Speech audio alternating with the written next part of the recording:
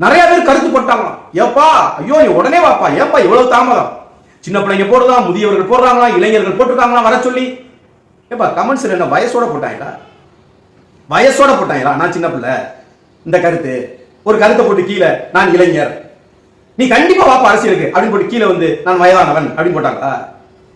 கமெண்ட்ஸ்ல என்னையா போடுறான்? வான் போட்டிருப்பேன், வராதேன்னு போட்டிருப்பேன்.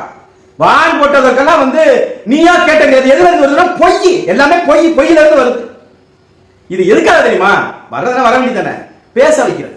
இப்ப பாருங்க, ஒரு 4-5 நாளா எங்க பார்த்தாலும் ராகவ லாரன்ஸ் அப்படியே பேச்சு. இதுல இப்ப இந்த நாய் வேற உள்ள வந்துருச்சா, இப்ப இது வேற குறைச்சிட்டு தெரியும். இப்ப நம்ம திரும்பவும் நம்ம குறைச்சிட்டு தெரியும். நாயின்னு சொன்னதுக்கு அப்புறம் கோவம் வரல, திரும்பவும் அவரை பத்தின புகழ குறைக்கிறது. அப்படியே இதெல்லாம் என்னன்னா பேச வைக்கிறது. உன்னைய சேவை செய்யறது நாளைக்கு ஏதோ உனக்கு செய்யற முதலீடு இல்ல, இந்த அரசியலுக்கு வர முதலீடு இல்ல தம்பா. நீ அறக்கட்டளை தான் வச்சு நடத்துற. அதுல யார் யாருக்கு எவ்வளவு பணம் வாங்கியிருக்கேன் வரவு செலவு கணக்க வெளிப்படையா அறிவிக்க முடியுமா? நான் செஞ்சிருக்கேன் கத்திக்கிட்டே இருக்க. நீ கத்துனா ஊடகம் காட்டுது, அதனால பேசுற. உன்னை மாதிரி எத்தனையோ பேர் செஞ்சுட்டு அமைதியா இருக்கான். அதுதான்டா உண்மையான தர்மம், அதுதான் உண்மையான சேவை. வலதுகை கொடுப்பதை இடதுகை அறியாம இருக்கு பாரு, அதுதான் தர்மம், அதுதான் உண்மையான தர்மம், அதுதான் உண்மையான சேவை, உண்மையான நீதி. புரிஞ்சுதா?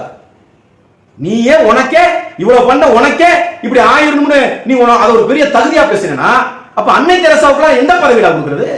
எந்த பதவி கொடுக்கிறது? பார்த்துக்க. இந்த நாய் சொன்ன நாய்களுக்கு தான் சொல்றேன், புரிஞ்சுதா?